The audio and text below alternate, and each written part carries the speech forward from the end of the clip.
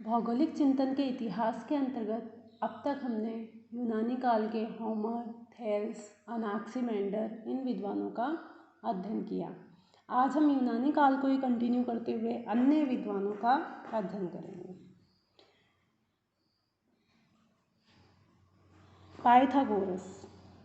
Pythagoras प्रमेय का नाम तो सबने सुना होगा गणित में।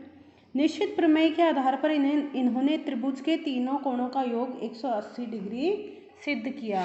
इन्होंने कहा था कि जो त्रिभुज के तीन कोण होते हैं, जैसे कोण ए, कोण बी, कोण सी, तो कोण ए प्लस कोण बी प्लस कोण सी इज इक्वल टू 180 डिग्री। इसको पाइथागोरस प्रमेय के नाम से जाना जाता है। तो पाइथागोरस ने सबसे पहले ये बताया था कि त्रिभुज के तीनों कोणों का योग 180 डिग्री होता है। सर्वप्रथम इन्होंने सूर्य को अग्नि का गोला माना था तथा सागरीय ज्वार भाटा की दशा को चंद्रमा के आकर्षण से संबंधित माना। इन्होंने बोला कि जो ज्वार भाटा की उत्पत्ति होती है वो मुख्यतः चंद्रमा के आकर्षण बल के कारण होती है। हिकेटियस को भूगोल के पिता तथा प्रादेशिक भूगोल के पिता के नाम से जाना जाता है। इनका प्रमुख ग्रंथ था जस पेरेडस जेनेथोलॉजी। जस पेरेडस प्रादेशिक भूगोल का ग्रंथ था जिसे 2 खंडों में बांटा गया था। इसके पहले खंड में यूरोप का अध्ययन किया गया और इसके दूसरे खंड में एशिया तथा लीबिया यानी अफ्रीका महाद्वीप का क्षेत्र, तो एशिया और अफ्रीका महाद्वीप का इन्होंने अध्ययन किया। इस जस पेरेडस के अंग्रेजी अनुवाद को द डिस्कशन ऑफ अर्थ के नाम से जाना जाता है। अपने इन ग्रंथों में हिकेटियस महोदय ने निम्न स्थानों का उल्लेख किया है। पहला है कैस्पियन सागर। कैस्पियन सागर को हिकेटियस ने हर्केनियन सी के नाम से मेंशन किया है। डॉन नदी को इन्होंने टैनिस तथा तनाइस के नाम से इंडिकेट किया है तथा डैन्यूब को इन्होंने ईस्टर नदी कहा। यूरोपीय रूस को इन्होंने स्कीशिया नाम से संबोधित किया। हीरोडोटस को ऐतिहासिक भूगोल के पिता या फिर इतिहास के पिता के नाम से भी जाना जाता है। हीरोडोटस ने कहा था कि इतिहास का अध्ययन भौगोलिक दृष्टि से किया जाना चाहिए तथा भूगोल का अध्ययन ऐतिहासिक दृष्टि से, अर्थात इन्होंने भूगोल व इतिहास को अंतर संबंधित किया तथा दोनों, उन्होंने कहा कि इतिहास का अध्ययन भौगोलिक दृष्टि से तथा भूगोल का अध्ययन ऐतिहासिक दृष्टि से किया जाना चाहिए। इन्होंने नील नदी के द्वारा निर्मित उपजाऊ मैदान, बाढ़ के मैदान तथा नील नदी के डेल्टा का विस्तृत वर्णन प्रस्तुत किया। यानी नील नदी के डेल्टा का अध्ययन करने वाले प्रथम विद्वान हीरोडोटस ही थे। इन्होंने नील नदी के डेल्टाई जो उपजाऊ क्षेत्र था उसको, जिसमें मिस्र स्थित है, तो मिस्र को इन्होंने नील नदी का वरदान कहा था क्योंकि मिस्र की उपजाऊ भूमि के लिए नील नदी ही उत्तरदायी थी। इस कथन के आधार पर हीरोडोटस को नियतिवादी विचारक भी स्वीकार किया जाता है। नियतिवादी विचारक यानी ऐसे विचारक जो मानव व प्रकृति के अंतर संबंधों में प्रकृति को अपेक्षाकृत अधिक महत्ता प्रदान करते हैं।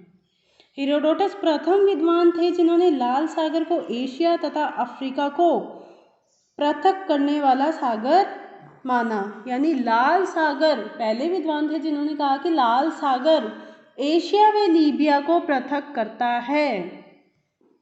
हीरोडोटस द्वारा लिखित प्रमुख ग्रंथ हिस्टेरोग्राफी में विश्व के प्रदेशों का ऐतिहासिक विवरण किया गया है। इन्होंने निम्नलिखित स्थानों के लिए कुछ अलग शब्द प्रयुक्त किए थे, जैसे कि हिंद महासागर को इन्होंने इरिथ्रियन सी कहा, काला सागर को इन्होंने युगाजियन सागर कहा, बाल्कन उच्च प्रदेश को इन्होंने माउंट हैमस के नाम से संबोधित किया, अजोल सागर को इन्होंने पॉलस मायोटिस के नाम से मेंशन किया। हीरोडोटस ने समुद्री ज्वार तथा नदियों से निर्मित स्थलाकृतियों का विस्तृत वर्णन किया था। हीरोडोटस पहले विद्वान थे जिन्होंने कैस्पियन सागर को आंतरिक सागर माना। बाकी सभी जो विद्वान थे इनसे हीरोडोटस से पहले के, वो कैस्पियन सागर को एक बाह्य सागर या समुद्र के रूप में जानते थे। लेकिन हेरोडोटस ने कहा कि कैस्पियन सागर एक आंतरिक सागर है, अर्थात ऐसा सागर है जो चारों तरफ से स्थलीय भूभाग से घिरा हुआ है। हेरोडोटस ने ज्ञात विश्व को यूरोप, एशिया व अफ्रीका में विभक्त करते हुए अफ्रीका के पश्चिमी तट को युगांडा तक विस्तृत माना। यानी अफ्रीका महाद्वीप का अध्ययन इनसे पहले ही प्रारंभ हो गया था, लेकिन वो लीबिया वाले क्षेत्र को ही अफ्रीका महाद्वीप मानते थे। लेकिन इन्होंने अफ्रीका के पश्चिमी तट को युगांडा तक विस्तृत माना। नेक्स्ट विद्वान आते हैं हिप्पोक्रेट्स। इनकी प्रमुख पुस्तक on air, water and places. इसमें यही याद करना है कि हिप्पोक्रेटिस की मुख्य पुस्तक का नाम है on air, water and places. इन्हें क्लाइमेटोलॉजी के पिता के रूप में भी जाना जाता है। सामान्यतः देखा जाए तो क्लाइमेटोलॉजी का जो भूगोल में सबसे पहले अध्ययन प्रारंभ किया था वो हम्बोल्ट महोदय ने किया था। प्लेटो, यह यूनानी दार्शनिक थे, राजनीतिज्ञ और भूगोलवेता के साथ साथ इतिहासकार के रूप में भी जाने जाते हैं। कुछ विद्वान इन्हें मानव भूगोल की आधारशिला रखने वाले विद्वान मानते हैं, क्योंकि इन्होंने भूमध्य सागर के प्रभाव का समीपवर्ती क्षेत्र के मानव समुदाय पर प्रभाव का अध्ययन किया था। अरस्तु ने आगमनात्मक पद्धति का अनुसरण किया था। आगमनात्मक पद्धति यानी ऐसी विशिष्ट जो विभिन्न उदाहरणों के माध्यम से एक सामान्य निष्कर्ष पर पहुंचना, इसे आगमनात्मक अध्ययन पद्धति या इंडक्टिव मेथड के नाम से जाना जाता है। मीटियोरोलॉजी का पुस्तक के आधार पर इन्हें मौसम विज्ञान का पिता कहा जाता है। देखो, जलवायु विज्ञान के पिता हम्बोल्ट के रूप में जाने जाते हैं और मौसम विज्ञान के पिता के रूप में अरस्तु। इनके द्वारा सबसे पहले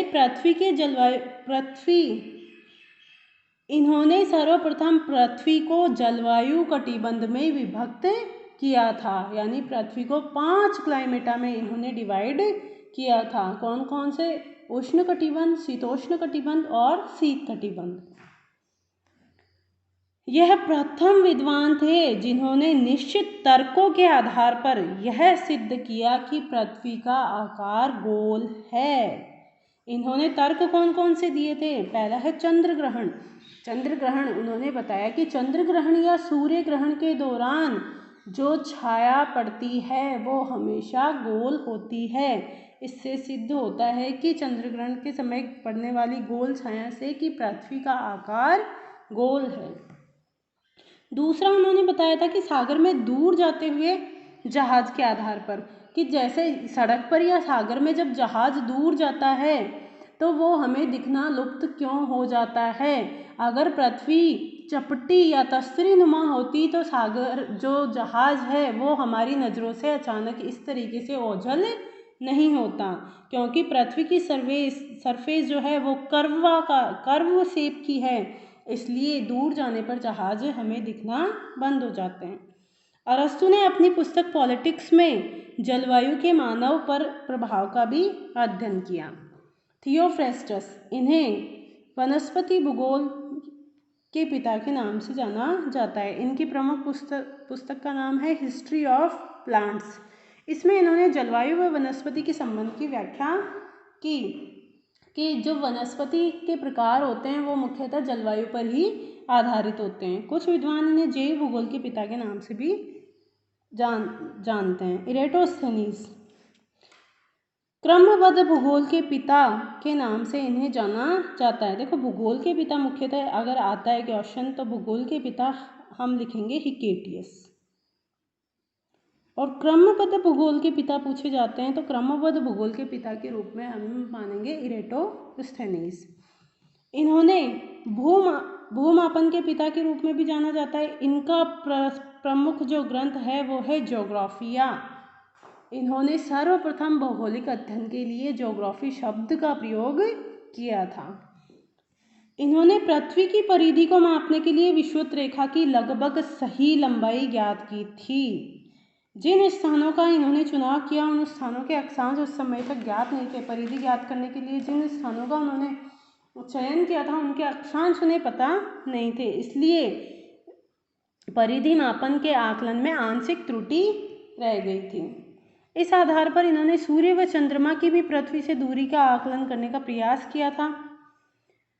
इन्होंने मानव के रहने योग्य क्षेत्र के लिए एक्यूमेन शब्दावली का प्रयोग किया था, अर्थात ऐसे प्रदेश जो मानव निवासित हैं उन्हें उन्होंने एक्यूमेन प्रदेश कहा। श्रीलंका के लिए इन्होंने तपोवन शब्द प्रयोग में लिया था और हिमालय को इन्होंने इमोस कहा था। हिपार्कस,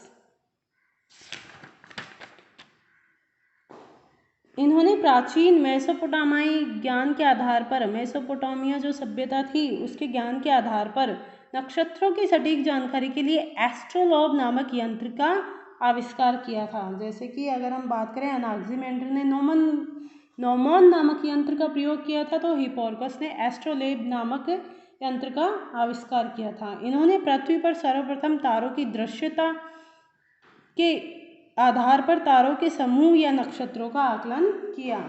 इन्हें आर्थोग्राफिक्स या स्टीरियोग्राफिक्स मानचित्र प्रक्षेप भी निर्मित किए। यानी मानचित्र प्रक्षेप कौन कौन से, ऑर्थोग्राफिक्स और स्टीरियोग्राफिक का इन्होंने निर्माण किया। अब है पॉसिडोनियस, इन्हें भौतिक भूगोल के पिता या समुद्र विज्ञान के पिता के नाम से जाना जाता है। इनके ग्रंथ का नाम है द ओशियन। इन्होंने समुद्र तटीय क्षेत्र तथा सागरीय विवरण प्रस्तुत किए थे इस ग्रंथ में। यहीं पे यूनानी भूगोलवेत्ता, जो मुख्य यूनानी भूगोलवेत्ता है, वो खत्म होते हैं। अब हम रोमन काल का अध्ययन करेंगे।